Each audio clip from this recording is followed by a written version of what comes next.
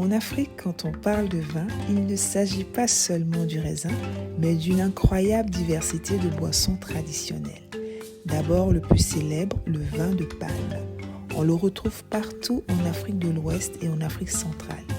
Bandji en Côte d'Ivoire, Matanga au Cameroun, il est obtenu en récoltant la sève du palmier, puis en la laissant fermenter. On obtient donc un vin frais, naturel et convivial. Ensuite, place au vin de fruits. Le plus connu, c'est le vin de Marula, en Afrique australe. Il a même inspiré la fameuse liqueur Amarula. Mais on trouve aussi des vins de mangue, d'ananas, de banane, de papaye, préparés artisanalement au Ghana, au Nigeria, au Kenya et en Tanzanie.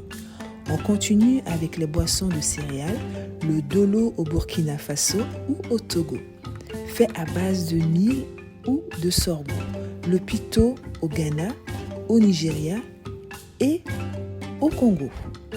Et dans le sud du continent, les bières de sorgho sont très répandues. Et bien sûr, il y a le vin de vigne.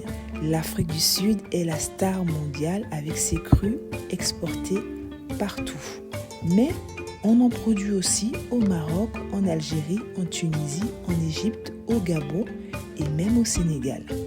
En résumé, du palmier à la vigne, en passant par les fruits et les céréales, l'Afrique a toujours su transformer la nature en boisson festive, riche en saveurs et en histoire. Le vin africain, c'est bien plus qu'une boisson. C'est une culture, une identité et un art du vivre. Likez, partagez pour m'encourager. N'hésitez pas à mettre vos avis dans les commentaires. À la prochaine pour une autre vidéo. Au revoir.